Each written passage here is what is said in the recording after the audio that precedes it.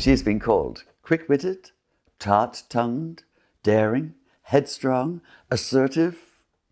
Take your pick. So it should come as no surprise that Aisha's life was riddled with controversy.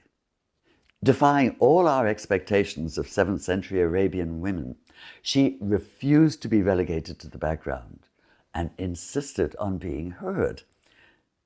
In fact, she couldn't be ignored. Just about everywhere you look in the historical accounts of early Islam, there's Aisha, front and center, even leading an army 10,000 strong into battle. She was the youngest of the wives Muhammad married after the death of his first wife, Khadija. That had been a loving, monogamous marriage of 24 years, but the multiple later marriages were essentially political. As was the custom of the time for any leader anywhere, there were means of consolidating alliances. In Aisha's case, with her father, Abu Bakr, who would be the first caliph or successor to Muhammad. So just how young was she when she married Muhammad? Aisha would later claim that she was only 9. And while other accounts have her aged 9 when she was betrothed, but actually married at age 12, few people cared to openly contradict Aisha. And besides, being married at 9 would make her unique, and she was proud of her uniqueness. Not only the youngest, or the most spirited, or the only virgin among those late life wives, since all the others were either widowed or divorced, most insistently, Aisha was the favorite, the one who could tease Muhammad and get away with it, except for once.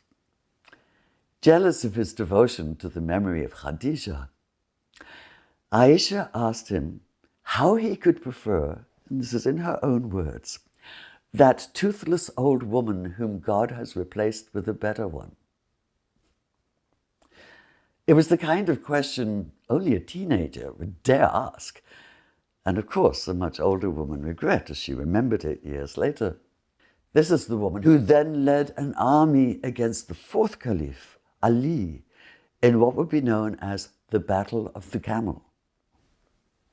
The camel, hers, smack in the center of the action. And even in defeat, she'd remain undaunted, uttering not so much as a whimper when she was shot in the shoulder with an arrow, or when the arrow was pulled out. But perhaps the ultimate irony was that Aisha never had any children of her own, and yet she'd be given the title mother.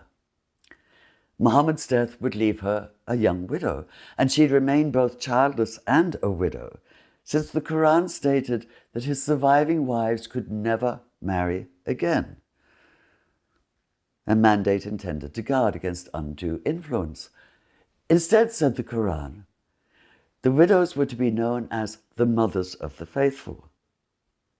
And as the youngest and the longest lived, Aisha would thus become not only the most prominent, but also the one with the most detailed memory.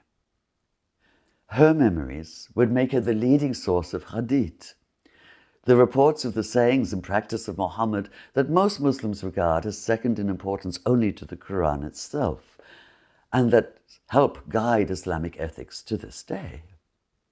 It seems to me that Aisha's life is so full of irony precisely because she could not be pigeonholed, could not be cast in a stereotypically feminine role.